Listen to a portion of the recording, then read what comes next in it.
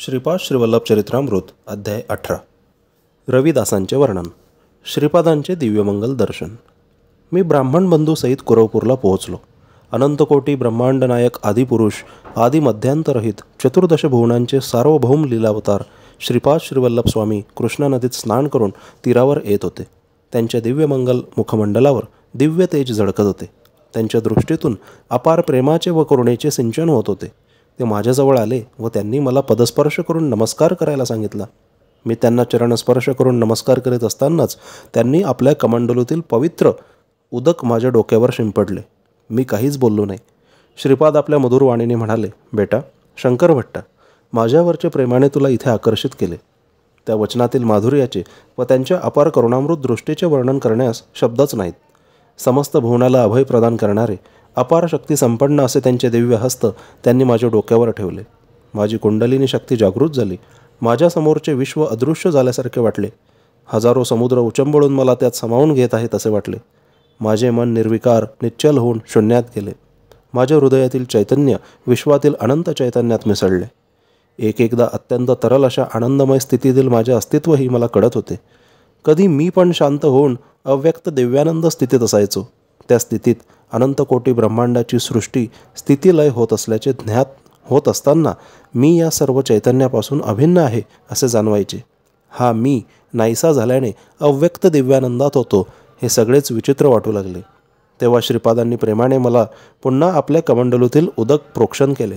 त्यामुळे मी माझ्या नेहमीच्या स्थितीत आलो.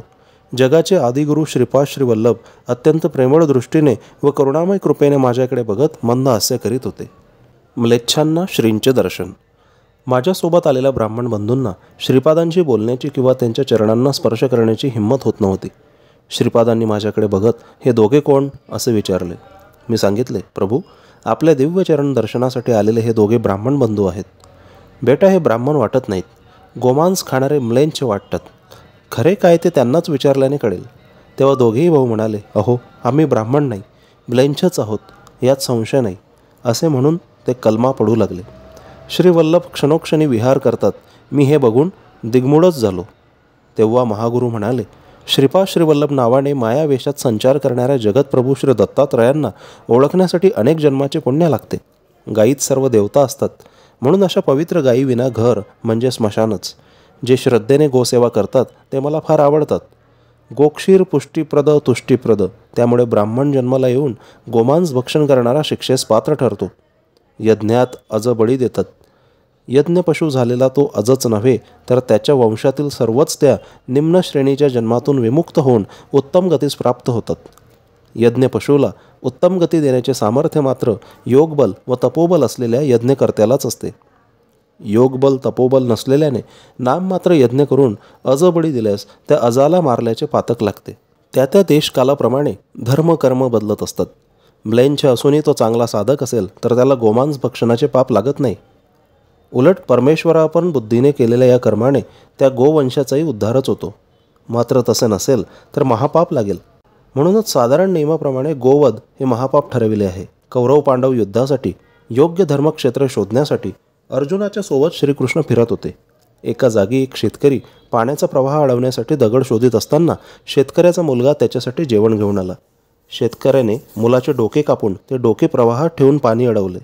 शीर कापणारा बाप किंवा तो मुलगा ही क्रिया घडत असताना कुठल्याही भावोद्वेगात नव्हते. दोघेही निर्विकार होते. समाजाच्या क्षेमासाठी अन्नधान्य पिकवणे हे त्या शेतकऱ्याचा धर्म. पाण्यामुळे पिकाचे नुकसान झाले असते, त्यामुळे निरपेक्षपणे त्याने आपले कर्तव्य केले. हे पाहून श्रीकृष्णाने युद्धासाठी ती जागा धर्मक्षेत्र म्हणून निश्चित केली. तेव्हा हे नाममात्र ब्राह्मणांनो, गोमांस भक्षण तुम्हाला समर्थनीय नाही. तुमच्या पूर्व पुण्याईने तसेच तुमच्या पितरांच्या प्रार्थनेमुळे व माझ्या अव्याज करुणेमुळे तुम्हाला माझ्या दर्शनाचे भाग्य लाभले. हे तुमच्या अपूर्व नशिबाचे फळ समजा. तुमचे नमस्कार मी स्वीकारणार नाही. माझ्या पायाला तुम्ही स्पर्श करू नका. माझ्या कमंडलूतील पवित्र जलही मी तुमच्यावर शिंपडणे शक्य नाही. आता तुम्ही इथून निघून जा. तुम्हाला अन्न पाणी वस्त्राची उणीव राहणार नाही. एवढे मात्र मी सांगतो. तुम्ही म्लेच्छ वनितांशी विवाह करून म्लेच्छ धर्माचे पालन करा. या जन्मात तुमच्या हातून मारल्या गेलेल्या गायी जन्मोजन्मी तुमच्या संतान रूपाने जन्माला येतील. तुमचा अनेक प्रकारे छळ करून तुम्ही कष्टाने मिळवलेल्या धनाचा यथेच्छ उपभोग घेत सुखाने जगतील. माझ्या दर्शन भाग्याने तुम्ही काही शतकानंतर बडे बाबा, अब्दुल बाबा या नावाने प्रसिद्ध व्हाल. माझा संपूर्ण सद्गुरू अवतार म्हणजे साईबाबा. महाराष्ट्रात शिलधी म्हणजेच शिर्डी येथे मी अवतरणार. त्या अवतारात तुमचा उद्धार होईल. तिथेच तुम्हाला ते भेटतील. माझी आज्ञा अनुंगलनीय असते. ही दगडावरची रेघ कुणीही मिटवू शकत नाही. तेव्हा आता तुम्ही निघा, अशी त्या दोघांना श्रीपादांनी आज्ञा केली. मी व श्रीपाद असे दोघेच बसलो होतो. इतक्यात रविदास नावाचा रजक म्हणजेच धोबी तिथे आला. रविदास श्रीपादांना वारंवार नमस्कार करीत होता. असे काही क्षण श्रीपादांनी त्याच्याकडे दुर्लक्ष केले. नंतर मात्र मंद हास्य करीत त्याच्याकडे बघितले. हे असे का, असा मी विचार करीत होतो. तर हसत करुणा दृष्टीने माझ्याकडे बघत श्रीपादांनी माझ्या भ्रूमध्यात दाबले. अद्भुत! तत्क्षणी माझ्या अंतचक्षूंना पुढील दृश्य दिसू लागले. भक्तांना श्रीपादांचा अनुग्रह. कुरवपूरमध्ये रविदास कृष्णा नदीवर नाव चालवत असे. एक दिवस त्या नावेत बसायला एक वेदसंपन्न पंडित आला. त्याला कुरवपूरला जायचे होते, परंतु तो ब्राह्मण असल्यामुळे नावेत तो इतरांना बसू द्यायला तयार नव्हता. त्याला एकट्यालाच नेले तर जास्त पैसे लागतील असे रविदास म्हणाला. तेव्हा तो पंडित म्हणाला, मी श्रीपादांना भेटायला चाललो आहे. माझी विद्वत्ता ओळखून ते मला संभावना देतीलच. त्या धनातून मी तुझ्या नावेचे भाडे देईन. रविदास ठीक आहे म्हणाला. नाव नदीतून चालली होती. परस्परांत बोलणे सुरू झाले. पंडिताला जेव्हा कळाले की रविदासाला इतिहास पुराणाबद्दल काहीच माहिती नाही, तेव्हा पंडित त्याला म्हणाला, अरे, मी वेदशास्त्र संपन्न असल्यामुळे माझे जीवन कृतार्थ झाले आहे. तुला मात्र हे ज्ञान नसल्यामुळे तुझे अर्धे जीवन व्यर्थ झाले आहे. रविदास त्यावर काहीच न बोलता नाव चालवत होता. नदीला पाणी भरपूर होते. नावेला अचानक छिद्र पडले व त्यातून पाणी आत येऊ लागले. रविदासाने त्या पंडिताला विचारले, अहो, तुम्हाला पोहता येते का? पंडित म्हणाला, नाही. तेव्हा रविदास म्हणाला, मला पोहता येते, त्यामुळे माझा जीव वाचू शकतो. पण तुम्हाला पोहता येत नसल्यामुळे तुमचे पूर्ण जीवनच व्यर्थ ठरणार आहे. श्रीपादांचे नामस्मरण करीत रविदास नदीत उडी मारणारच होता. इतक्यात त्याला डोळे दिपवणारे तेज जाणवले. पाणी आत येत होते, पण एक दिव्य हात अदृश्य रूपाने ते पाणी बाहेर फेकीत होता. हा सर्व श्रीपादांचा महिमा आहे हे रविदासाने ओळखले. नाव सुखरूपपणे तीराला लागली. दोघेही श्रीपादांच्या दर्शनाला आले. रविदासाने नमस्कार केला की श्रीपाद बरेचदा दुर्लक्ष करीत, पण यावेळी मात्र त्यांनी हसून प्रसन्नपणे रविदासाकडे पाहिले. पंडिताकडे मात्र दुर्लक्ष केले. शास्त्रचर्चा करण्याच्या विचाराने आलेल्या पंडिताच्या तोंडून शब्द फुटत नव्हता. श्रीपाद म्हणाले, अरे, विद्वत्तेच्या गर्वाने मदोन्मत झाला आहेस. संवंशात जन्मलास, मोठा पंडित झालास, पण योग्य काय अयोग्य काय याचा तुला विवेक राहिला नाही. पुण्य कमावण्याऐवजी पापाचे गाठोडे बांधत आहेस. पत्नीला छळतोस. सुखाने संसार करण्याच्या एका रजकाच्या पत्नीला फसवलेस. तिच्या नवच्यापासून दूर करून तिला तू आपली रखेल बनवलीस. ती हतबल झाली. तिला गत्यंतर नसल्यामुळे तिने आपले शरीर जरी तुझ्या हवाली केले असले तरी ती नेहमी तुला शापच देत असते.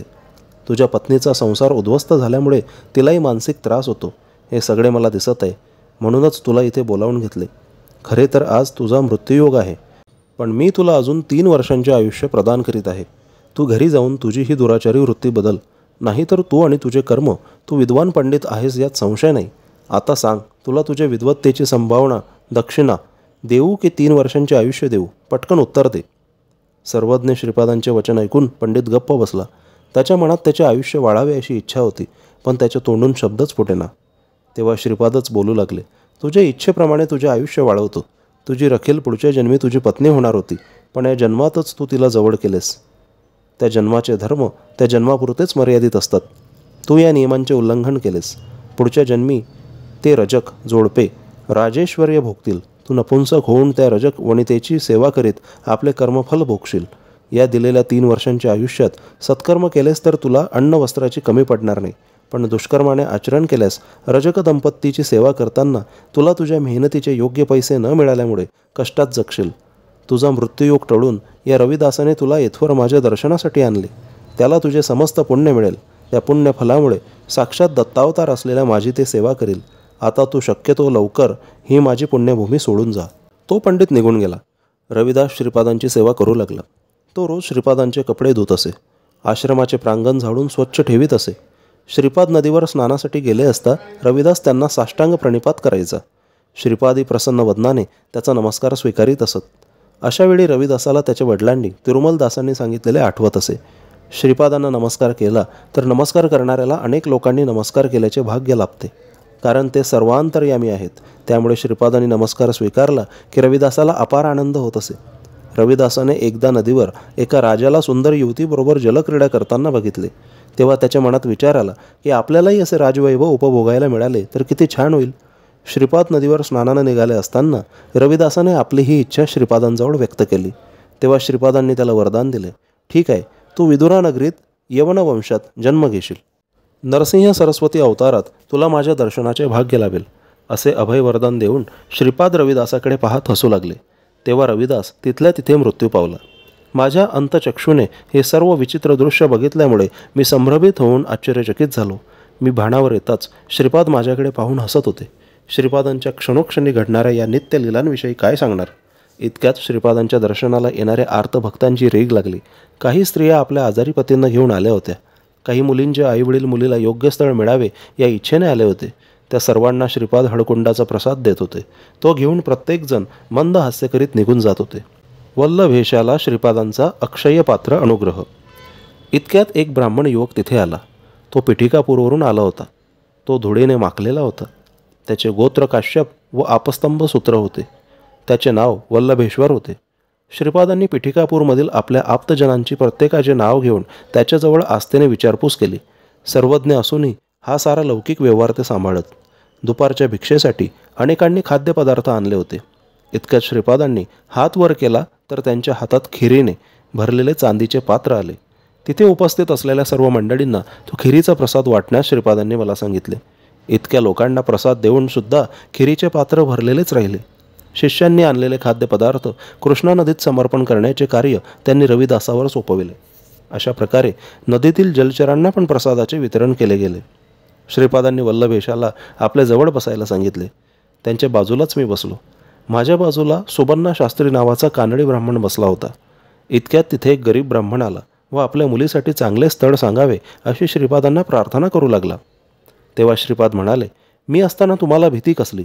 जिथे पाप असते तिथेच भीती असते. हा वल्लभेशच तुझा जावई. तुझ्या मुलीच्या लग्नाचे पौरोहित्य सुबन्ना शास्त्री करतील. वल्लभेशाचे पितर फार रागावले आहेत. पितृदेवतांचे शाप चांगले नसतात. श्रद्धेने व सद्भक्तीने पितराचे श्राद्धादी कर्मे केली तर केलेले पिंडदान त्यांना पोहोचते, एरवी पोचत नाही. म्हणून त्यांच्या लग्नाच्या वेळी प्रथम गरुड पुराणातील मंत्र म्हणून नंतर विवाह मंत्र म्हणावे. मंगल सौभाग्यासाठी हे हळकुंड घ्या. आज तुम्हाला दिलेला खिरीचा प्रसाद मोठा दुर्लभ आहे. पिठिकापुरात मल्लादी व्यंकटपन्ना श्रेष्ठी नरसिंह वर्मा मला खिरीचंच नैवेद्य द्यायचे. तीच खीर मी तुम्हाला वाटली. ब्रह्मराक्षस, महापिशाच्य वगैरे दुष्ट शक्तींची ज्यांना बाधा झाली आहे त्या लोकांची बाधा या प्रसादाने नाहीशी होईल. दारिद्र्याने पिडलेल्या लोकांना वाढत्या ऐश्वर्याची प्राप्ती होईल. हे सांगताना श्रीपादांना गहिवरून आले व त्यांच्या गालावरून अश्रू वाहू लागले. दाटलेल्या कंठाने श्रीपाद म्हणाले, मल्लादी, व्यंकटपय्या श्रेष्ठी व नरसिंहवर्मा या वंशाशी माझे ऋणानुबंध कालातीत आहेत. त्यांच्या वात्सल्य भक्तीने मी परावश होतो. लहानपणी मी त्यांच्या स्वयंपाकघरात काहीतरी खायला मिळेल म्हणून मनमोकळेपणाने फिरत असे. तेच नाही तर दुसऱ्या कोणीही माझी वत्सल भक्तीने आराधना केली तर त्यांच्याही घरात मी बालकरूपाने फिरत असतो. माझ्या पावलांचा ध्वनी त्यांच्या हृदयात सदा प्रतिध्वनित होत राहतो. रात्री कुरवपूरमध्ये माझ्या अनुमतीशिवाय कुणीही राहू नये, कारण मुक्ती मिळावी म्हणून इथे ब्रह्मराक्षस, महापिशाच्य आर्ततेने आक्रंदन करीत असतात. मी त्यांना गिळून टाकतो व त्यांना सव्य म्हणजेच उत्तम विमुक्त देहरूपाने देत असतो. देवता, गंधर्व, यक्ष वगैरे उच्च श्रेणीचे लोक माझ्या दर्शन भाग्यासाठी इथे येत असतात.